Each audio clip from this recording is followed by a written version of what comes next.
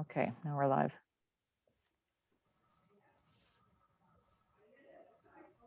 Okay, you ready? Yeah. Okay. Hi, everyone, and welcome to the March 18th, 2021 Kingston Police Services Board meeting, number 21-8. So to start the meeting, we'll go through the agenda. Is there we'll do a disclosure of a conflict of interest, if we have any. No. Can I get the approval of the agenda? Jimmy and Bridget seconds it. All in favor? Very good. Thank you.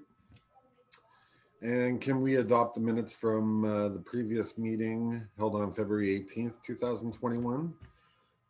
Jeff, seconder, Christian, all in favor? Boom. Very good. Thank you. And now we'll go through the communications. Okay. So, Motion to accept the communications. Oh, may I have a motion to accept these communications that we're about to go through? So Jeff and Bridget, first and second, all in favor? Thank you. Very good. First on the docket is from the Ministry of the Solicitor General, and it was about the reopening of which we've been able to enjoy for some time, us going into the green zone. Chief, do you want to say anything on that? Yeah, basically this was effective as of February the 16th, and that the stay-at-home orders were revoked except for 4 public health units, being the City of Toronto, North Bay, Parry Sound, Peel Regional, and York Regional Health Units. Then they were remaining in effect until February 22nd. And so, of course, as you noted already, we were, KFLNA was in the green zone at that time. Thank you very much. And then I guess there's some terminology changes. Oh, so from the Ministry of Solicitor, enforce date of changes to custody and access terminology in family law. So they've made some choice of words changes. Yeah. So the changes of parenting terminology in both the Provincial Children's Law Reform Act and the Federal Divorce Act that comes into effect in force on March the 1st, 2021. And basically it's the changes in terminology. The Federal Bill C-71 amends the Divorce Act and will no longer refer to, quote, custody or access. Instead, divorcing spouses will seek parenting orders in relation to any children of the marriage, which would allocate parenting time and decision-making responsibility. So also a third party such as grandparents who apply for what termed an access order would apply for now a contact order. Again, Bill 207, which amends the Children's Law Reform Act, basically brings that terminology in line with the Federal Divorce Act. Okay, thank you.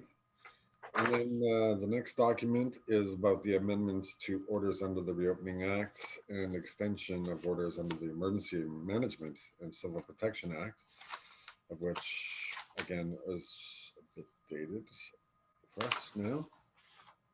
Yeah, and a number of the orders under the EMCPA were extended until March the 8th. So a couple of the regulations and public health units, City of Toronto, North Bay, Peel, as of February the 22nd, these orders no longer apply to the York Regional Health Unit. So there's also a listing of which public health units are in the green, yellow, orange, and red zones as of February the 19th. And ever changing. I think they're yeah. Next is the phase 1 COVID-19 vaccinations for the frontline police officers. How did that go?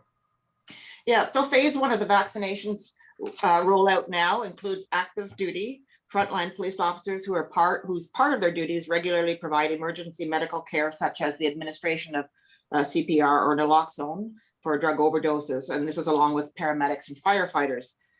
So the rest of the members of essential services, such as police who are in the administrative nature and don't have duties that regularly provide emergency medical care, we're all in phase 2.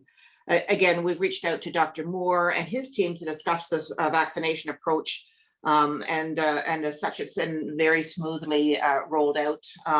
And it started on the weekend of March the 4th, where we were able to, Brianne from our HR team would send out the links to those that were able to, or that fit this category, and they were able to online book their appointments. And so I believe at this point, those that are eligible have been able to book for their appointments. Okay, good. Yeah. Very good. And the next is the amendments to orders under the Reopening Act again. This one dated March 2nd. Yeah, and this is effective March the 1st. Amendments have been made to some regulations here. There's been a rejigging of health units to different zones based on consultation with local medical officers of health, and again, review of trends and public health indicators and the advice of the chief medical officer of health. And again, the KFLNA remains in the green zone. Okay. Very good.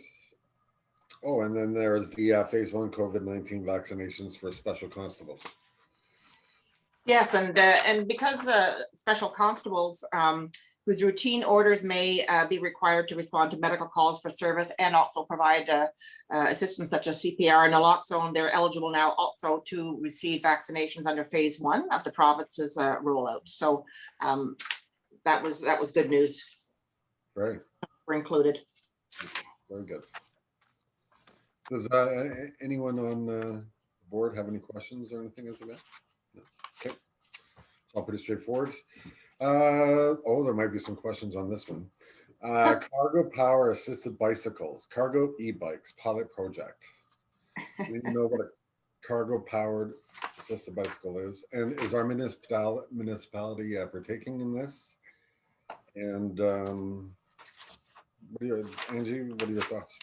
Yeah, so effective March the 1st, so regulatory changes were made under the Highway Traffic Act, creating a 5-year pilot program to allow the larger cargo e-bikes on the road subject to municipal bylaw. It's now up to the municipalities to pass bylaws to allow their use and determine whether they can operate most safely in the municipality. So this is intended to assess these vehicles over time to examine their ability to safely integrate with other vehicle types and road users. And again, they have the same rules of the road as bicycles, and there's an offense under the Highway Traffic Act for contravening the pilot, and some fines associated with it. Now, my understanding is we have not got a bylaw for this at this time. Okay. Okay. Unless there's some additional information maybe that Bridget has, but I'm not aware of that we have that. Bridget or Jeff, have you heard any talk of the cargo power assisted bicycles? No. Okay. All right. I think that's probably big in Toronto and Ottawa, right? Next is the storage of used personal protective equipment. Yeah, so this is an update from 2020 regarding, as you mentioned, the storage of PPEs for potential future use. And at that time, we had been asked to store them. But due to the possible shortages that were occurring, but this practice has been discontinued, and it's advising that we can dispose of those used PPEs. Okay. Okay.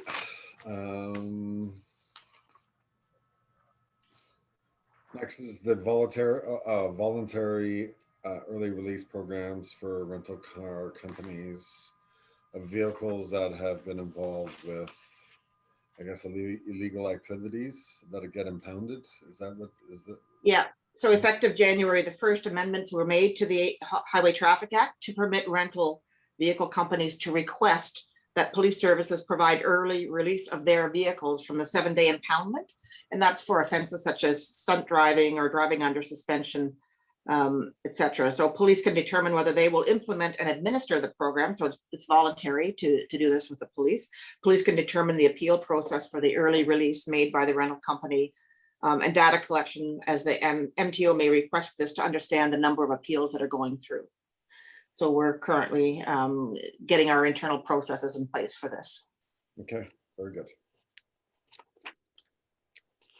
Next is about the OAPSB members conference, AGM. Looking It's for a virtual sponsorship. conference. May I ask Donna, are we doing the usual annual? In past years, we've contributed $500. We did that last year as well for the virtual conference last year, because there are expenses incurred in even holding a virtual conference. Yeah, for sure. So if you want to do that, I need a board motion. May I have a motion? I think it's up to $999 this year for the bronze. Well, any amount is bronze, and in the past we've given 500, and we are also registering for the conference, so we're also supporting it that way. Oh, very good. Okay. So may I have a motion to be able to participate and be a part of this conference? A first and a second. That's Christian and Bridget. Very good. All in favor? All right. Thank you. That was for 500, right? Yeah. Yeah. Okay. Just have a question. How many people usually attend, and how much would that, what's the total cost generally for this conference? In the past, generally 1 or 2 members have attended. It really depended on where it was being held. Of course, if it's in Ottawa or Toronto, it's fairly close by and not a huge cost. This time, the last meeting, we decided to register for 4 individuals. There was a package price for the virtual conference. So I've registered 4 individuals, and just before the conference, I'll have to let them know the names and contact info. So like I said, it varied in the past, but our board members generally just attended the ones that were fairly close by. Thanks. Okay. Moving on. This is from Holly Dottie. That is for the annual meeting as well. Just gonna skim through that.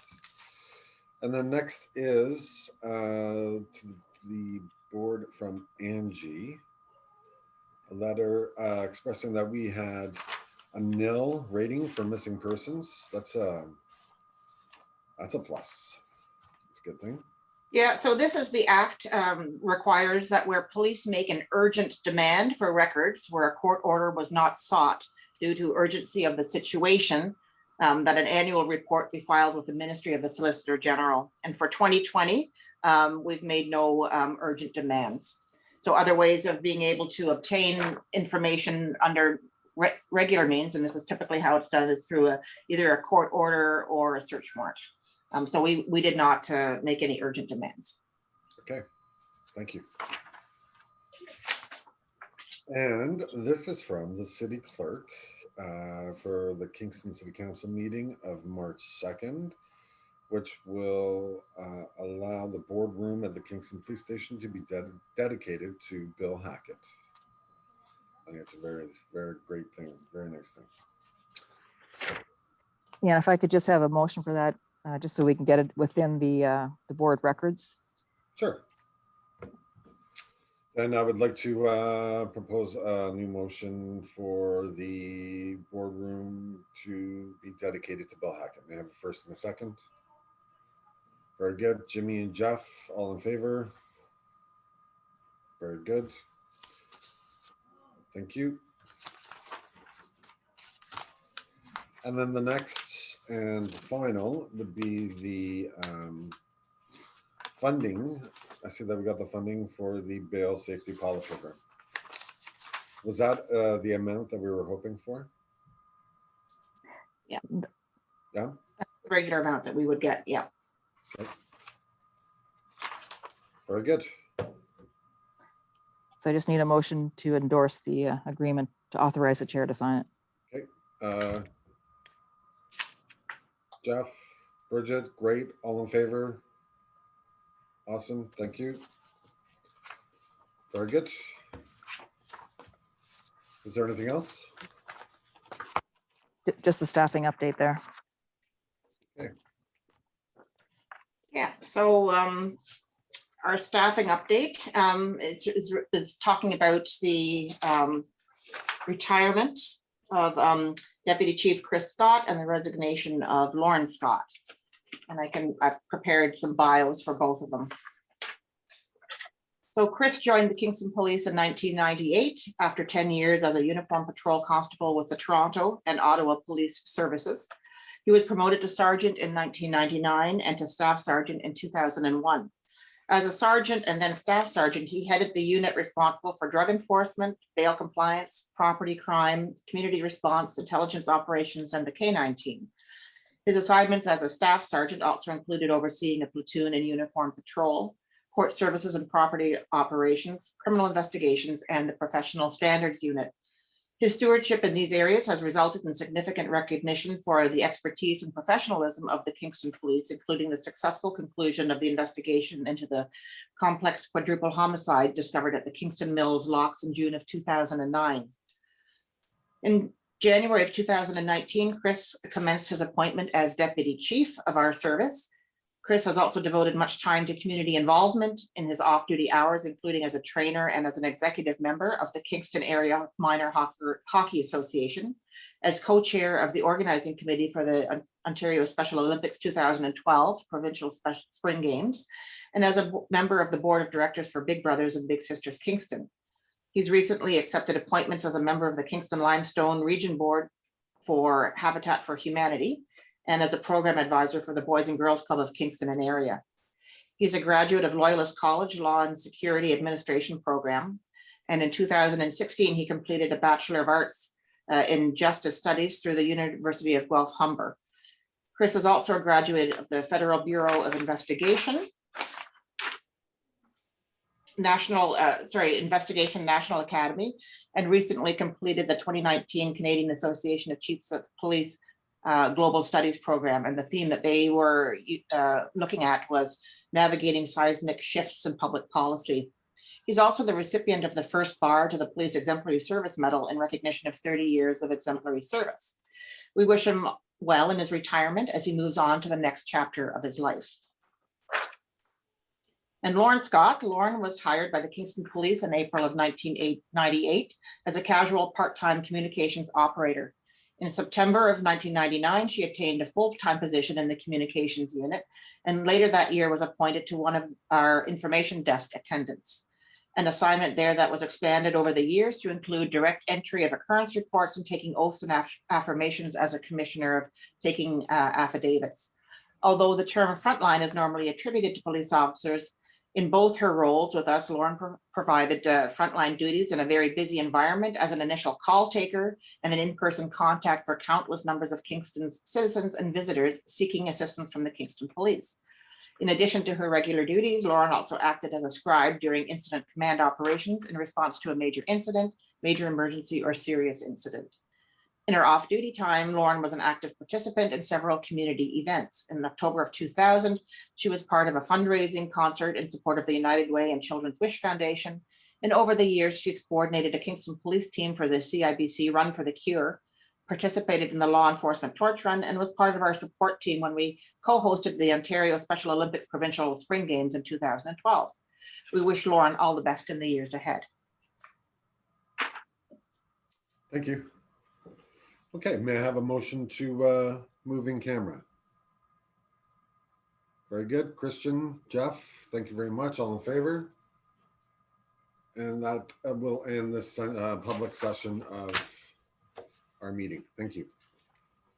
Thank you.